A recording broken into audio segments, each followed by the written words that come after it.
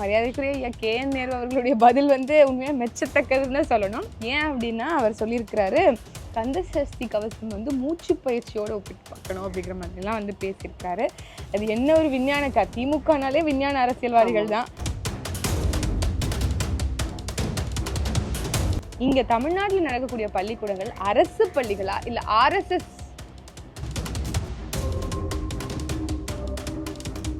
நம்மளோட மறுபிறப்பு இப்படி இருக்கும் இப்படி எல்லாம் சொல்லிக் கொடுக்குறது என்ன? இது எல்லாமே பாஜகவுடைய கொள்கை கோட்பாடோ இல்ல RSS சித்தாந்தமோ அப்படிங்கறத நமக்கு கண்டிப்பா அதுவும் நீங்க பாத்தீங்கன்னா பெண்கள் பள்ளிக்கூடமா தான் போயிருக்காங்க.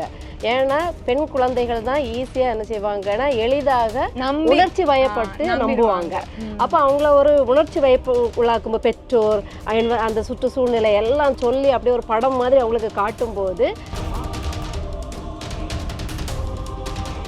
ஒரு ஹெட்மிஸ்ட்ரஸோட பையன் டாக்டர் பையன் வந்து நிறைய பெண்களை வந்து பாலியல் வன்புணர்வு செய்திருக்கிறான், சீண்டலுக்கு ஆட்படுத்தி இருக்கிறான் அப்படிங்கிற செய்தியை நம்மளால பார்க்க முடிஞ்சது.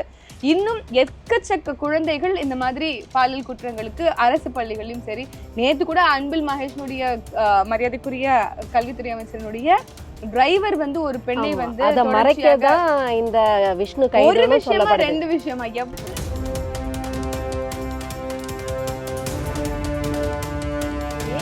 நீங்க கடவுளை போய் திருடனுக்கெல்லாம் ஹெல்ப் பண்ணுவாரு, உதவி பண்ணுவாரு, காப்பாத்துவாருன்னா கடவுளை நீங்க எந்த இடத்துல வச்சிருக்கீங்க? புனிதரா தெரியலையா? கடவுளவே நீங்க இவ்வளவு கீழ்த்தரமா நடத்த முடியும்னா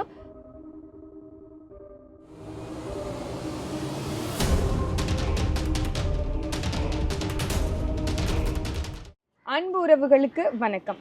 உலகம் முழுக்க தமிழர்கள் பரவி வாழ்ந்தாலும் தமிழர்களுக்குன்னு சொல்லப்படக்கூடிய தாயகம் ரெண்டு. ஒன்று ஈழம், மற்றொன்று தமிழ்நாடு. ஈழம் இன்னைக்கு நம்ம கிட்ட இல்லை. எஞ்சி இருக்கக்கூடிய தாய் தமிழ்நாட்டை மீட்க வேண்டிய கடமை ஒவ்வொரு தமிழ் மக்களுக்கும் இருக்கு.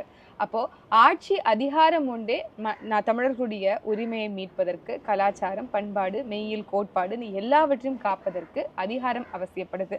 அந்த அதிகாரம் வேணும் அப்படின்னா அரசியல் ஒன்றே தீர்வா இருக்கு.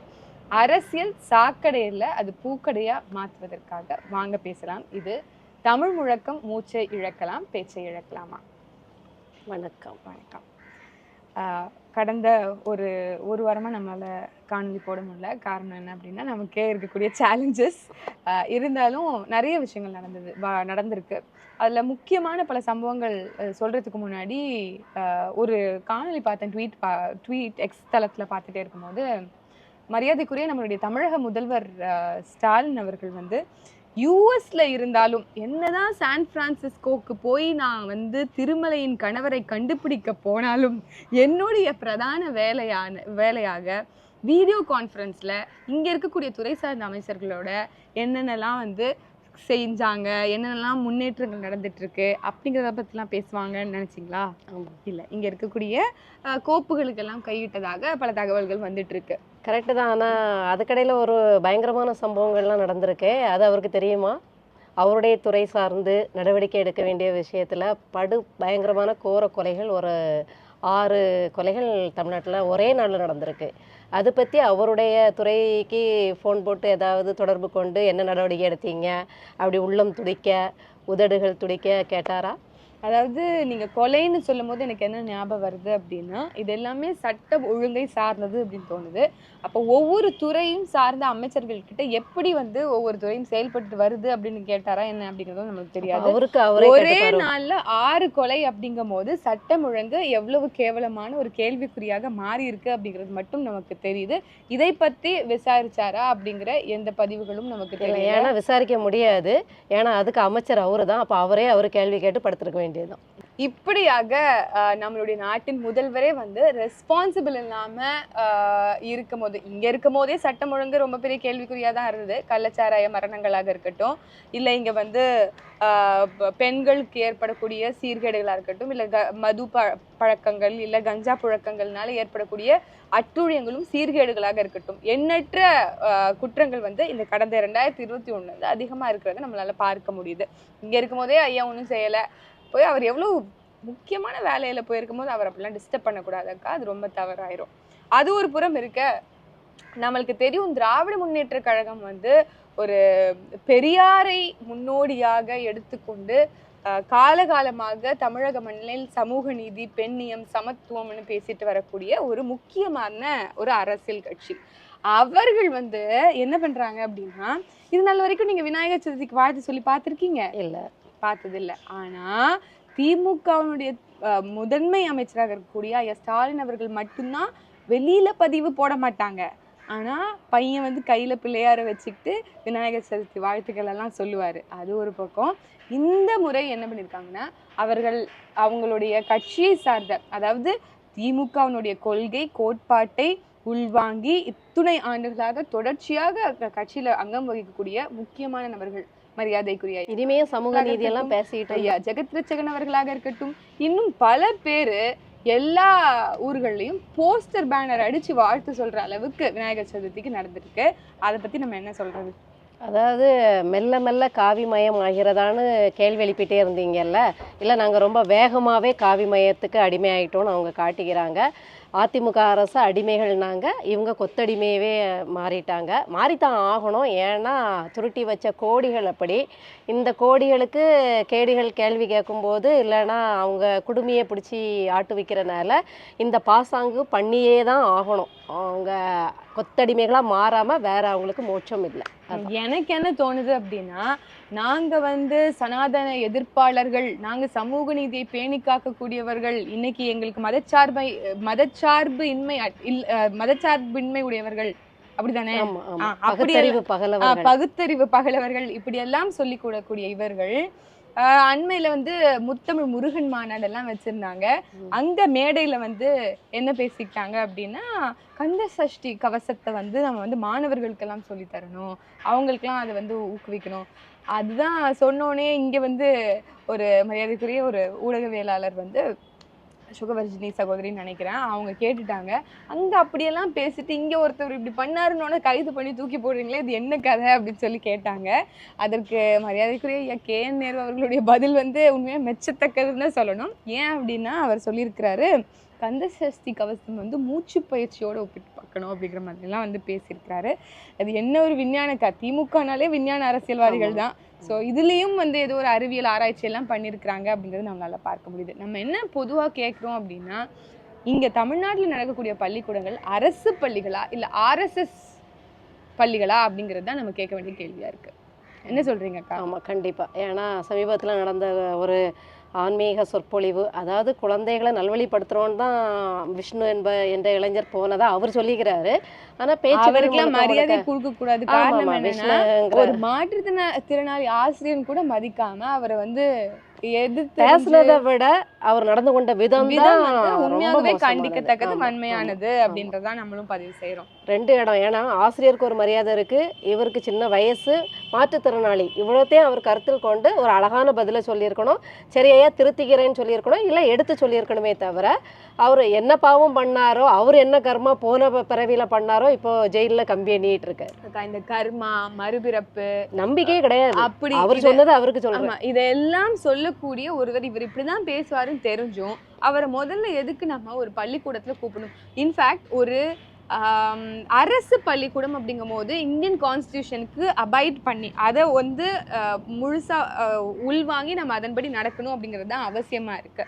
ஆனா ஒரு அரசு நடத்தக்கூடிய பள்ளிக்கூடத்துல ஆர்டிகல் 28 படி, இஃப் ஐம் நாட் ராங், அதுதான் நினைக்கிறேன், அதன்படி நம்ம வந்து மத போதனைகள் செய்யக்கூடாதுன்னு இருக்கு. ஆனா இவர் குறிப்பா இந்த விஷ்ணுங்கிறவன் வந்து இப்படிதான் அப்படின்னு நம்மளுக்கு தெரியும், மத போதகர்னு தெரியும், அவர் இந்த மாதிரி எல்லாம் வேலை பார்ப்பாருன்னு தெரியும், இந்த மாதிரி தான் எல்லா இடத்துலையும் ஸ்பீச் கொடுத்துருக்காருன்னு தெரியும். அப்படிப்பட்ட ஒரு நபரை எப்படி நீங்க அரசு பள்ளிக்கூடத்துல அனுமதிக்கிறீங்க இந்த மாதிரி விஷயங்கள்? ஏன்னா நம்ம ஒரு செக்யூலர் கண்ட்ரின்னு சொல்றோம், அதை எல்லாத்தையும் நம்ம ஒத்துக்கிட்டு தானே நம்ம ஸ்டேட்டை இங்க ரன் பண்றோம். அப்படி இருக்கும்போது எப்படி மாணவர்களுக்கு ஒரு மார்க்கத்தை இல்லை ஒரு சமயத்தை இல்லை ஒரே ஒரு ரிலிஜியஸ் விஷயங்களை ஒரு ஒரு ஒரு ஒரு எஜுகேஷனல் சிஸ்டத்துக்குள்ள நீங்க திணிப்பீங்க அப்படிங்கிறது ஒரு ரொம்ப ரொம்ப பெரிய கேள்வி. அதாவது நீங்க வந்து ஒரு சின்னதா திருடுற கொள்ளையர்னு வைங்க, சின்ன லெவல்ல நீங்க எல்லா அதிகாரமும் பெற்ற ஒரு பெரிய திருடன்ட்ட மாட்டுறீங்க, என்ன செய்வீங்க? தப்பிக்கிறதுக்கு என்ன செய்வீங்க? ஏதாவது திருப்பி நம்ம டிஃபென்ஸ் பண்ணி தான் டிஃபென்ஸ் பண்ணணும்னா, ஒன்று நீங்கள் கொள்ளடிச்சதில் ஒரு பங்கு கொடுக்கணும், அதுலேயும் அவங்க திருப்தி ஆகலைன்னா அவங்க சொல்கிறதெல்லாம் என்ன செய்யணும்? கேட்டு நடக்கணும், அப்படிதானே? ஸோ இவங்க கொள்ளையடிச்சு வச்ச தங்களுடைய சொத்துக்களை காப்பாற்றவும், ஜெயிலுக்கு போக வேண்டிய அமைச்சர்களை தற்காக்கவும் எஜமானம் என்ன செஞ்சு தான் ஆகணும், இப்போ குளிர்விச்சு தான் ஆகணும். ஷேர் கொடுத்து பார்த்தாங்க, அதுலேயும் அவங்க வந்து படிகிற மாதிரி தெரியலை. அப்போ என்ன தான் பண்ணி ஆகணும், சில கொள்கைகளுக்கு அவர்களோட வேண்டாத அந்த கொள்கைகளுக்கு இவங்க அடி பணிஞ்சாதான் இவங்க இந்த 26 வரைக்கும் ஓட்ட முடியும். 26க்கு அப்புறமும் பாசிசத்தை காட்டியே என்ன செய்ய முடியும், திருப்பி நாற்காலியை பிடிக்க முடியுமான்னு பார்க்க முடியும். நீங்க சொல்றத பார்த்தா தமிழக மக்களுக்கு ஹிந்துத்துவாவுக்கும் ஹிந்துயிசத்துக்கும் நல்லாவே வேறுபாடு தெரியும். அதனாலதான் பாஜகவை உள்ளக்க விடலை அப்படிங்கிறது நம்மளுக்கு தெரியும். இன்னும் சொல்ல போனா முட்டு கொடுத்துட்டு இருக்கக்கூடிய இந்த ஊப்பிகளுக்கு முழுசா சௌக்கிதாரா மாறின இந்த மாறின ஊப்பிகளை பார் அப்படின்னு சொல்ற மாதிரியான ஒரு இதுதான் நம்ம சொல்ல வேண்டியதா இருக்கு. இனிமே சமூக நீதியெல்லாம் பேசிட்டு இருந்தாங்க. ஒரு பள்ளிக்கூடத்துல நம்ம என்ன பிள்ளைகளுக்கு சொல்லிக் கொடுப்போம், அடிப்படையா நம்ம என்ன சொல்லிக் கொடுப்போம், அவங்களோட மாரல் எத்திக்ஸ், அவர்களுக்கு எப்படி வந்து சோஷியல் எஜுகேஷன் இல்லை வேல்யூ எஜுகேஷன் எப்படி இருக்கணும் அப்படிங்கிறதெல்லாம் சொல்லிக் கொடுக்க வேண்டியது ஒரு பள்ளி கல்வித்துறையோட கடமை, ஒரு பள்ளிக்கூடத்தினுடைய கடமை. அதற்கு மாறாக முன் ஜென்மத்துல இப்படி இருந்தா பின் ஜென்மத்துல இப்படி ஆகும், நம்மளோட மறுபிறப்பு இப்படி இருக்கும், இப்படி எல்லாம் சொல்லிக் கொடுக்குறது என்ன, இது எல்லாமே பாஜகவுடைய கொள்கை கோட்பாடோ இல்ல RSS சித்தாந்தமோ அப்படிங்கறத நம்மளுக்கு கண்டிப்பா அதுவும் நீங்க பாத்தீங்கன்னா பெண்கள் பள்ளிக்கூடமா தான் போயிருக்காங்க. ஏன்னா பெண் குழந்தைகள் தான் ஈஸியா என்ன செய்வாங்கன்னா எளிதாக உணர்ச்சி வயப்பட்டு நம்புவாங்க. அப்ப அவங்கள ஒரு உணர்ச்சி வயப்பு உள்ளாக்கும் பெற்றோர் அந்த சுற்றுச்சூழ்நிலை எல்லாம் சொல்லி அப்படியே ஒரு படம் மாதிரி அவங்களுக்கு காட்டும் போது எதை பத்தியும் யோசிக்காம அதெல்லாம் நம்பிடுவாங்க. நம்பும் போது இப்ப என்ன RSS சித்தாந்தங்கள் எங்க போகுது, அவங்க மூளைக்குள்ள போகுது. அப்போ இந்த RSS வாதிகளுக்கு நல்லாவே புரியும், மூளையிலே இதை இந்த விஷங்களை விதைச்சாதான் இந்த விருட்சங்களும் நாளைக்கு கத்தியை தூக்கிட்டு கலவர பூமியா இந்தியாவை மாத்தி காட்டும் அப்படிங்கிற ஒரே எண்ணம் தான். அதுக்காகவே வந்து பாஜகவினுடைய விஷயங்களை ரொம்ப அழகா இங்க செயல்படுத்தி கொண்டிருக்கிறார் நம்மளுடைய தமிழ்நாட்டின் முதன்மை அமைச்சர் அப்படிங்கறது ஏற்கனவே மரியாதைக்குரிய எல் முருகன் அவர்கள் அவங்கள மேடையில வச்சுட்டே சொன்னாரு.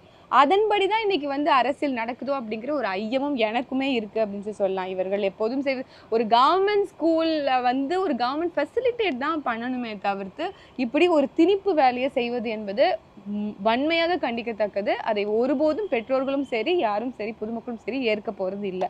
அதற்காக தானே நம்ம வந்து எல்லாத்துலயும் பெருமை பேசிக்கிறோம். இந்தியாவிலேயே செகண்ட் பெரிய ஒரு ஸ்டேட்டாக, ஒரு முன்னுதாரணத்துக்கு இருக்கக்கூடிய ஒரு ஸ்டேட்டாக இங்க இருக்கக்கூடிய தமிழ்நாடு வந்து எவ்வளவோ சீரமைப்புகளை செஞ்சிருக்கலாம் இந்த கடந்த 75 ஆண்டுகள்ல.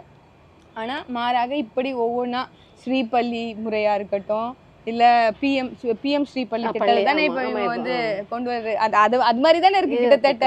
இல்லம் தேடி கல்வியா இருக்கட்டும், எண்ணும் எழுத்துமா இருக்கட்டும், இப்படி ஒவ்வொரு சரத்துகளை வந்து அம்சங்களை வந்து உருவி இவர்கள் செயல்படுத்திட்டு இருக்காங்க. ஆனா கேட்டா நாங்க வந்து NEP-யை வந்து எதிர்க்கிறோம், அதுக்குதான் எங்களுக்கு நீங்க வந்து ஃபண்டு கொடுக்க மாட்டேங்கிறீங்க அப்படிங்கிற செய்திகளும். அதாவது அந்த பக்கமும் ஒரு நாடகம், மக்கள் கிட்டையும் ஒரு நாடகம், பிஜேபி கிட்டையும் ஒரு நாடகம். மக்களை வந்து இன்னும் முட்டாளாவே நினைச்சிருக்கீங்களா? ஏன்னா மக்களும் வந்து அந்த பணத்துக்கு ஒரு முட்டாளா மாறிடுறாங்க இல்லையா. பணம் விநியோகம் பண்ணும்போது அவ்வளோ அறிவா யோசிக்கிறவங்க கூட அன்னைக்கு ஒரு தினம் மயங்கிடுறாங்க இல்லையா. அவங்க அதை தான் கரெக்டா நாடி பிடிச்சு வச்சிருக்காங்க. நம்ம எப்பவுமே வந்து மக்களை குறை சொல்ல முடியாதுக்கா. மக்களை இப்படி உளவியல் ரீதியாக மாத்திருக்கக்கூடிய இந்த அரசாங்கங்கள் தான் பொறுப்பேற்கணும் அப்படிங்கிறது தான் நம்மளுடைய கருத்து. இவர்கள் வந்து பாஜகவுக்கும் திமுகவுக்கும் எந்த வேறுபாடும் இல்லை அப்படிங்கிறதுக்கான ஒரு முக்கியமான எடுத்துக்காட்டா உதாரணமா. ஏன்னா அரெஸ்ட் பண்ற அளவுக்கு நீங்க ஃபர்ஸ்ட் சரியா இருந்துட்டு அதுக்கப்புறம் அவர் குற்றம் சாட்டணும். ஒரு விரல் மத்தவங்களை கை சாட்டுறது மாதிரி மீதி 3-4 விரலும் நம்மளே தான் வந்து காட்டுது அப்படிங்கறத முதல்ல உணர்ந்துக்கணுமா இல்லையா? அண்ணன் கேட்ட மாதிரி தான். என்ன கேக்குறாங்க, அவரை ஏன் குற்றம் சொல்றீங்க, அவர் பேசுனது தப்பா இருக்கலாம், கொண்டு வந்த கருத்து மாறுபாடா இருக்கலாம், ஆனா அனுமதிச்சது யாரு, அனுமதி இல்லாம அவர் எப்படி உள்ள வர முடியும்? இப்ப தலைமை ஆசிரியரை போய் பணியிடம் மாற்றம் பண்றீங்களே, அப்ப இவங்க எல்லாம் பகடக்காய் தானே ஆக்கப்படுறாங்க. நேத்து மரியாதைக்குரிய கல்வித்துறை அமைச்சர் அன்பில் மகேஷ் ஏன் ஏரியாக்கு வந்து ஏன் ஆலையே வந்து நீ மிரட்டுறியா அப்படிலாம் வந்து பேசினாரு. நம்ம என்ன சொல்றோம், எத்தனையோ விஷயங்கள் கல்வித்துறையை சார்ந்த சிக்கல்கள் இந்த சமூகத்துல இருக்கு. 700 பிள்ளைகளுக்கு ஒரே ஒரு PT வாத்தியாருன்னு சொல்றாங்க. பள்ளிக்கூடத்தினுடைய கல்லூரியினுடைய கழிப்பறையில முழுசா பாம்பு வர வீடியோ நம்மளால பார்த்தோம். அதை எனக்கு பார்க்கும்போது அப்படியே கையெல்லாம் ஒரு மாதிரி ஆயிருச்சு. அந்த மாதிரி நம்மளால பார்க்க முடிஞ்சது. இன்னொரு சேலம் நினைக்கிறேன், நாட் ராங், ஒரு ஹெட் மிஸ்ட்ரஸோட பையன், டாக்டர் பையன் வந்து நிறைய பெண்களை வந்து பாலியல் வன்புணர்வு செய்திருக்கிறான், இல்ல அம்மாவே அதுக்கு ஆமா, துணை பாலியல் போயிருக்காங்க. சீண்டலுக்கு ஆட்படுத்தி இருக்கிறான் அப்படிங்கிற செய்தியை நம்மளால பார்க்க முடிஞ்சது. இன்னும் எக்கச்சக்க குழந்தைகள் இந்த மாதிரி பாலியல் குற்றங்களுக்கு அரசு பள்ளிகளிலும் சரி, நேத்து கூட அன்பில் மகேஷனுடைய மரியாதைக்குரிய கல்வித்துறை அமைச்சரனுடைய டிரைவர் வந்து ஒரு பெண்ணை ஆமா, வந்து அத தொடர்ச்சியாக மறைக்கதான் இந்த விஷ்ணு ஒரு கைதுன்னு விஷயமா சொல்லப்படுது. 2 விஷயமா எவ்வளவு செய்திகள் வந்து இந்த கல்வித்துறையில மட்டுமே நடந்திருக்கு. ஒரு விஷயத்துக்கும் நம்மளுடைய கல்வித்துறை அமைச்சர் வந்து வாய் திறந்து பேசுனது இல்ல. ஆனா இந்த விஷயத்துக்கு நாங்க பாரு என்ன செய்யறோம்னு சொல்லிட்டு அவரை இப்ப அரெஸ்டும் பண்ணிட்டாங்க, அந்த விஷ்ணு அப்படிங்கிறவரை. நம்ம என்ன கேக்குறோம், அரெஸ்ட் பண்ற அளவுக்கு இது ஒரு கிராவிட்டியான ஒரு இஷ்யூவா அப்படிங்கிறது நம்மளுடைய ஒரு கேள்வி. எச்சரிக்கையோட அங்க யார் அனுப்பியிருக்கணும். உண்மையான குற்றவாளிகள் அப்படிங்கிற ஆராய வேண்டிய தேவையும் பகுத்தறிவுக்கு உட்படுத்தி சிந்திப்பதும் ரொம்ப அவசியமா இருக்கு அப்படிங்கிறது தான் என்னுடைய பார்வை. ஸோ பிஜேபிக்கும் திமுகவுக்கும் பெரிய மாற்றம் இல்ல. அவர்கள் எப்படி விளம்பரம் அரசியல் செய்வாங்களோ அதே மாதிரி விளம்பர அரசியல் இவர்கள் செய்கிறார்கள். அவங்க எப்படி ஊடகத்தை முழுமையா கையில வச்சிருக்கிறாங்களோ இவர்களும் ஊடகத்தை முழுமையாக வச்சிருக்காங்க. அவங்க எப்படி குற்றம் சாட்டப்பட்ட மந்திரிகளை அவர்கள் இன்னும் அமைச்சர் பதவியில வைக்கிறாங்களோ இவர்களும் அதே மாதிரி அமைச்சர் பொறுப்புல தான் வச்சுட்டு துடிக்கிறாங்க. இப்படி எல்லா அவர்கள் எப்படி வந்து RSS பள்ளிக்கூடங்கள்ல வந்து ஊக்குவிக்கிறாங்களோ அதே மாதிரி நீங்களும் ஒவ்வொரு அம்சங்களையா எடுத்து நீங்க வந்து இங்க வந்து திணிக்கிறதையும் நம்மளால பார்க்க முடியுது. இப்படி நிறைய விஷயங்களை நம்ம சொல்லிட்டே போலாம். அவர்களுக்கும் இவர்களுக்கும் வேறுபாடு இல்லை அப்படின்னு.